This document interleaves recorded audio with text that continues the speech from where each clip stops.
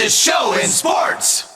There is no doubt, not one instance question whatsoever, that Billy Napier is going to be fired at the University of Florida. Even he knows it. How would you like to go ahead and come to your office every single day knowing that it might be your last? And it's probably going to be in the next couple of weeks. But I want you to listen to what I heard from the student radio station in Gainesville, Florida, with an opinion, and I want you to pay close attention to what is said in this. Fact of the matter is that when the Florida job comes open, it will immediately be the best job probably on the open market. I think it's them and Penn State is probably a tier of their own. They're the top tier jobs that are open. Now, Florida State comes open. If Auburn comes open, then you start to get into some of those same coaches that would be potentially competing for this Florida job. But I don't know that fans can get totally bent out of shape when you look at the way that the schedule has broken down, the way that things have gone here at the University of Florida this season. I'm not seeing the same thing maybe as the need to just go ahead and get it done. I get ripping the Band-Aid off if you've decided he can't take you where you need to go. Not arguing that. What I'm saying is it's homecoming week. Enjoy the festivities. Live in the Kumbaya land for one more week. And then I expect that we'll probably get some sort of announcement going into the bye week ahead of the Georgia game. Rah, rah, sis, boom, bah. Let's go ahead and enjoy homecoming in Gainesville this week. Yeah, let's have a great time while this guy is basically walking out onto the field and he's already got the moving vans up because Billy Napier knows he's going to be fired. Come on. The thing that was said in that conversation was said right at the top. That when it becomes open, the University of Florida football job will be, and I'll quote, the best job on the open market. Now, what do you base that on? I'm going to be serious here, and this is for Gators fans and for college football fans as well. What do you base that on? Because if you look at the recent history at the University of Florida with the coaches and how little loyalty has been displayed and the bad decisions that Florida Gators management has made over whom to lead this football program, you start to realize that this may not be the best job on the open market.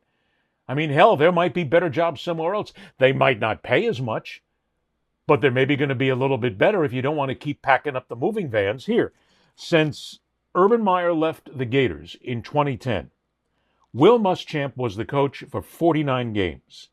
He went 28-21. Fired.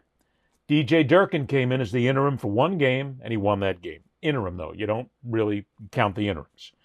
They then went on a national search, which they do every single time. And they brought up Jim McElwain. Jim McElwain coached 34 games at Florida. He went 22-12. Fired. Randy Shannon comes in as an interim coach for 4 games and goes 1-3. Another national search comes up, finding the best coach, Dan Mullen, who we'll talk about another day how he has succeeded since leaving Florida. Dan Mullen comes in and coaches 49 games. He goes a pretty damn good 34-15. But you couldn't consistently win that SEC title, and we haven't seen another national championship, so he's fired. Greg Knox comes in as an interim coach for 1 game and wins the 1 game. Another national search happens. It's getting tiring here. Billy Napier comes in, 38 games, and as we record this show right now, he's 19-19, and he's going to be fired. Obviously, out of the last 4 coaches, Napier has had the worst time. But each one of these coaches were sold to Florida fans as being the best we can find. National search. You can go back and you can find every single press conference introducing these coaches.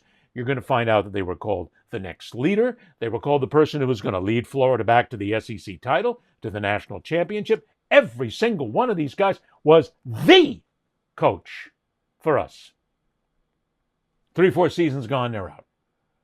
Do you consider that the best job on the open market? If you're sitting out there as a pretty good coach right now, and you got a good reputation, and you're looking to take that next step up, where do you go? If the Florida job comes open and they contact you, obviously you're going to talk to them. You're not going to just turn them down. But are you going to also keep in mind that this is just a temporary gig? This is a stepping stone. Because other coaches have done badly after they've left. Some, as I mentioned, have done very well. But why do you want to put yourself through it? The University of Florida football job is not the best job on the open market. Might be the highest paying. It certainly has the greatest possibility. Because look, if you win at Florida, if you become an SEC champion, still considered to be the best conference in college football, and if you contend for a national championship, you have got a global base of followers, and that Gator Nation will follow and love you, and you will be able to mark your calendar and say, here comes my contract extension. Here's more millions. I'm going to make it here. It's a great place to coach football because people love their football in Gainesville and at Florida. They are passionate. They could be the most passionate fans I have ever come across covering college football. But it's not the best job on the open market because it shows absolutely no loyalty from the management side. It shows absolutely no wherewithal on being able to pick the right guy for the job. It's almost like they have to settle and take somebody that we think is going to be the best. I mean, look, if you're a University of Florida football fan and you want to blame somebody, don't blame Billy Napier. Blame the clowns at the top. Blame the athletic department. Blame the presidents. Blame the people who are making the coaching decisions here and who are making the hiring decisions. They're the ones screwing up. They're the ones that have left you with 4 coaches since the last guy who won a national championship left. And oh yeah, by the way, we could always get into it one way or another, but Urban Meyer really personified the convicts in football with the way he ran that program. He left that program in a shambles. And people still think about him as the great leader because he won titles for them. That's all it takes. It absolves all the sins. But if you can't win at Florida, you're out. It's the same. Look, and I'm not going to say that this is just the Gators. It's the way it is at every program. If you don't win at Miami, Penn State, Nebraska, Oregon, Alabama, if you don't win the Arkansas, if you don't win these places, you're going to be fired. But your life expectancy as a head coach there used to be maybe 5-7 years. Now it's 2 or 3 years tops. If you can't win, you're out. And the fans are going to be right behind the school going, yeah, damn it, get him out. 3 years and we haven't seen anything.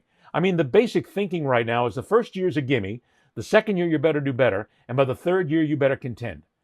That's the way it is. But at many schools, when you have the kind of money that you have, the kind of wherewithal, the kind of fan base that you have, you say that your first year, you better do well because there are good players there. And that second year, you better be contending. It no longer gives you that third year. So I take umbrage with the young man at WRUF, which called this the best job in the open market. It is the most lucrative. It has the possibility to be the most lucrative. It has the possibility to be a life-changing event for whomever the coach is. But if you're looking for an organization that you can get involved in and trust the organization to have your back during tough times, it's not Florida. It's not Penn State. It's not Arkansas. It's not a lot of these other schools because they got to win now. They got to make the money. And hiring a coach and just paying that stupid buyout, whatever it is, the $30, $40, $50 million, pocket change. We got lots of money.